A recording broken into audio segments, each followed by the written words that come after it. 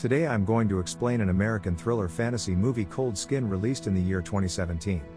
The movie is about the journey of a young man who arrives at an island to take over the job of a weather observer but soon finds himself surrounded by deadly creature every single night. But before we begin to tell you the story of this fight for survival, please subscribe to our channel and beware of the spoilers.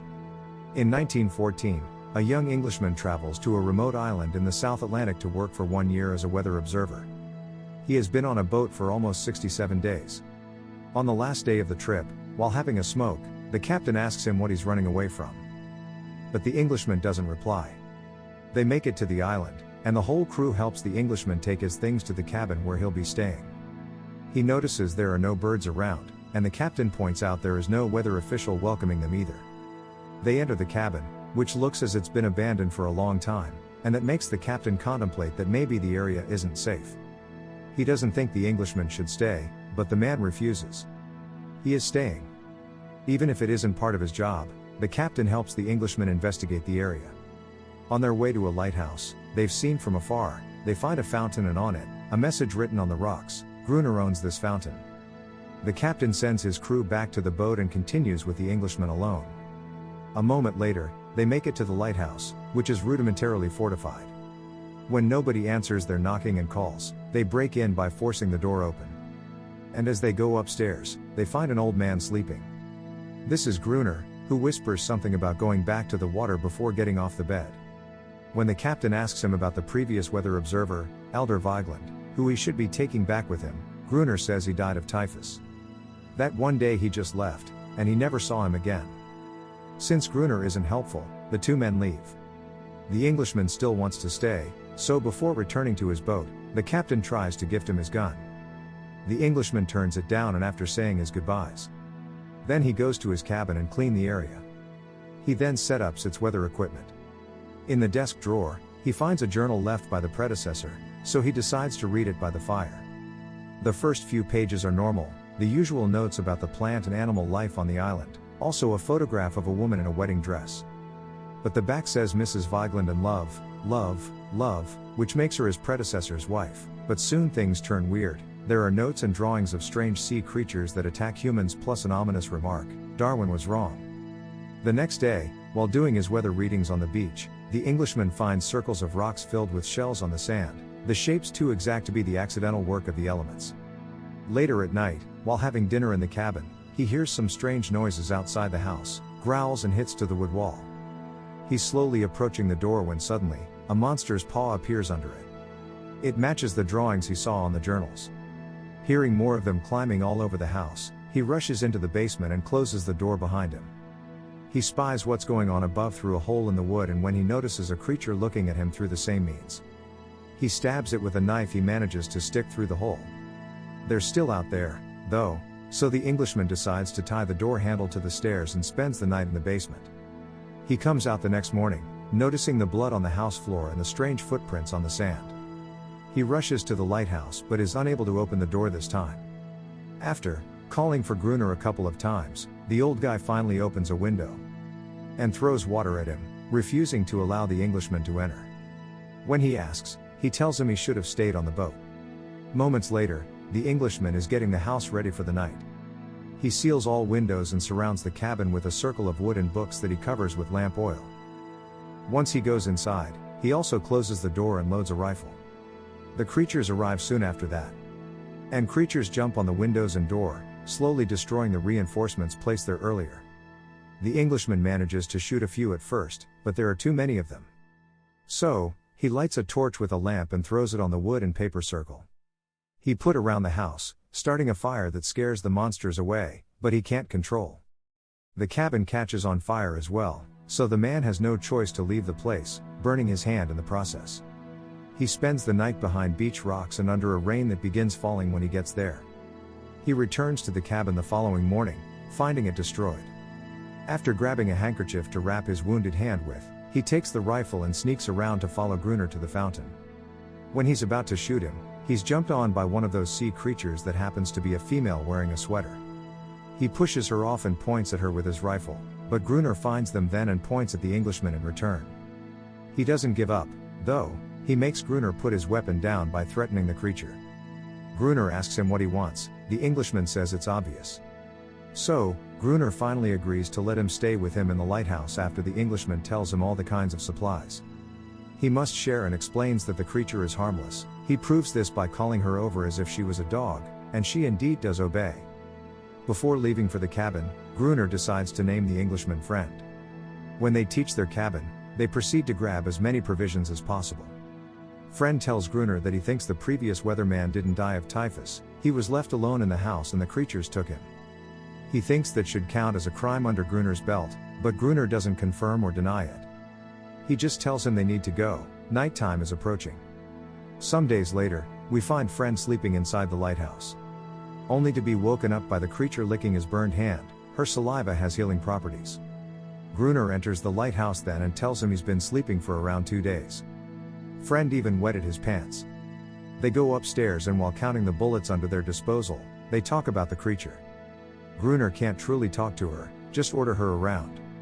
She's like a dog that will always return to her master no matter how cruel he is. Friend is amazed by her and watches her while talking about the theory of isolated sea creatures that evolved in their own way to survive. Gruner doesn't like this speech, so he interrupts him to take him to the balcony. He explains that the creatures hate light, be artificial or natural. Friend asks him he didn't leave with the boat that brought him 4 days ago. And Gruner replies that if civilization is so nice, why did Friend leave it? He prefers it here, where he's the master of his own destiny. Friend replies that he can stay if he wants, but he'll shoot a sign for the first boat that comes by. Gruner finds the idea laughable because they aren't on a commercial route, the lighthouse was only built to divert funds. Days pass as Friend tries to restart his life for the second time. While checking out the lighthouse, he puts up a hammock for himself and finds an old diving suit in a chest. He even starts marking the days on the wall and getting used to interacting in a friendly way with the creature. When night falls, Gruner tells him to grab his rifle and takes him to the balcony. The torches have been lighted, and the lighthouse's lamp is shining brightly.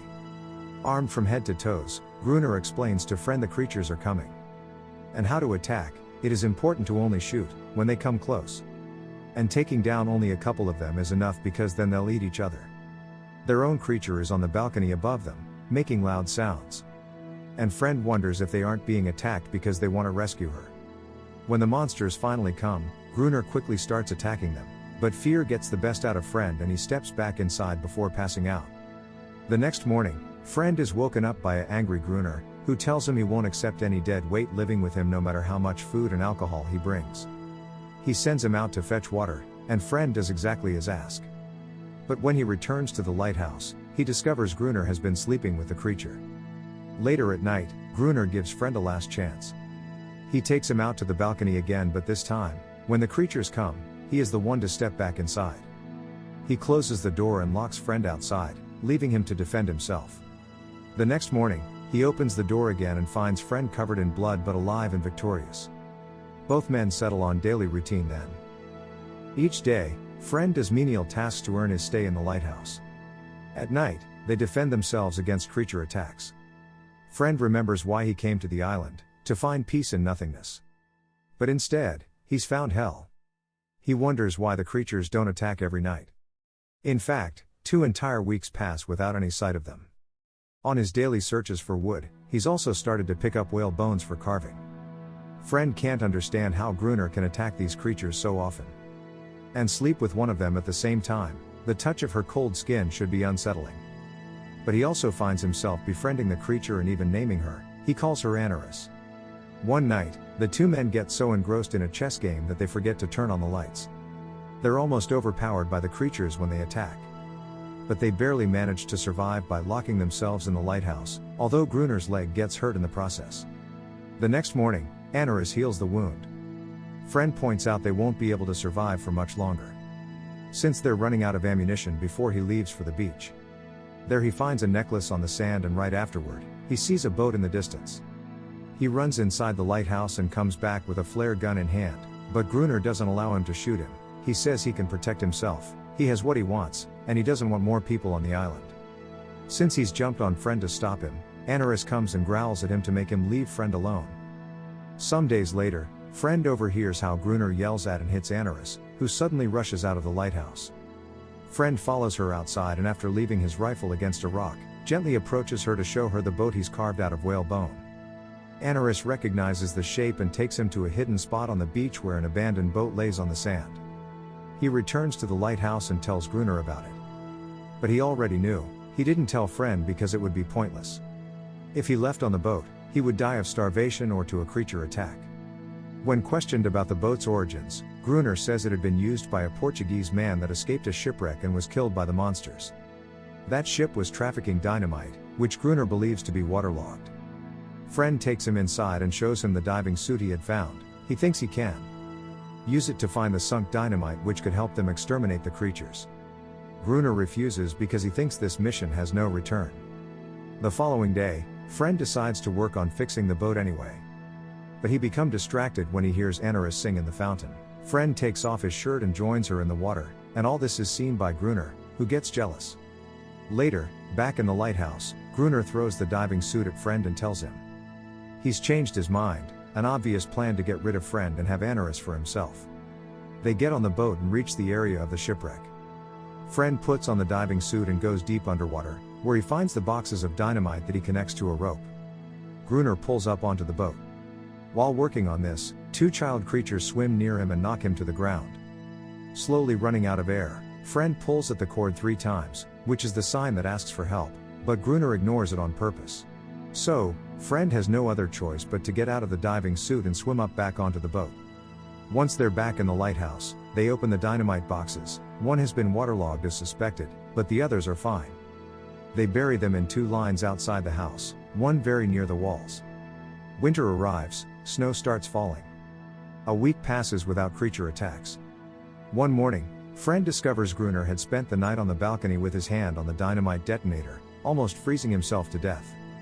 Friend snaps him out of it and sends it inside. But before following him, he disconnects the wires from the detonator.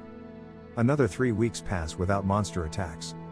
Gruner hits Anaris, thinking she's warned her friends, and decides they need to set up a trap.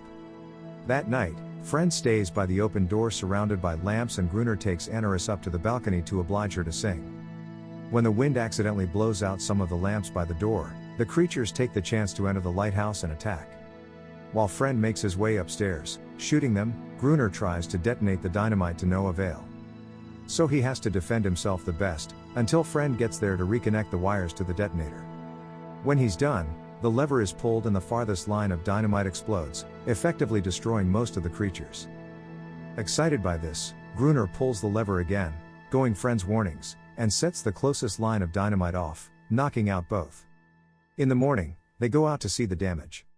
Gruner is finishing off any creature that may be left alive, but Friend can't bring himself to do it. When he discovers a bone necklace on one of the creatures, a sign of intelligence, Gruner throws the necklace into the water. That night, the creatures don't come, but the 2 men hear the sad sounds Anaris is making somewhere down on the beach. Gruner explains that's how he found her as a baby, crying while trapped in a net. He also says she always does the same thing, cries a lot but ends up coming back anyway. Friend thinks she's mourning. The next day, while walking along the beach, Friend notices 2 child creatures on the sea. Trying to be friendly, he prepares something for them, a circle of stones on the sand and the bone boat he carved in the middle. He returns to the lighthouse then, where Gruner is reloading their rifles with fake bullets just so they can keep on inspiring fear. Friend ignores him and goes to the balcony where he uses binoculars to check on his little bone boat. It's still there where he left it. The following morning, Friend finds that Gruner has drunk himself to sleep and a deck of cards has fallen to the floor. Inside the card box, he finds the same picture of the woman he had seen in his cabin, but here she isn't alone, her husband is with her. The words love, love, love are also on the back of this picture. Friend has a realization then, Gruner is a fake name, and the previous weatherman hadn't died. Gruner is the previous weatherman, driven crazy by loss and isolation. Upset by this discovery, Friend decides to erase the day count he's been keeping on the wall. Later that day, while walking along the beach, Friend finds the circle of stones empty. The creatures took the little bone boat. When noticing the child monster in the distance, Friend leaves the torch. He's carrying in the stone circle before backing away with his hands up, showing he means no harm. The young creature approaches him. Soon after, many others also appear, including Anaris, who is looking much more confident. The kid is about to give the bone boat to Friend, But Gruner interrupts the sweet moment with a shot of his rifle. Friend tells him to back away because they were wrong, the creatures are friendly. Ignoring him, Gruner orders Anaris to go back to the house, but she doesn't obey. Gruner becomes very upset when he realizes Anaris won't return to him. And he runs back to the lighthouse, mumbling things like nobody leaves Gruner, Gruner leaves. Friend tries to befriend the creatures again. The kid falls when a shot from Gruner but lighthouse balcony hits him in the chest.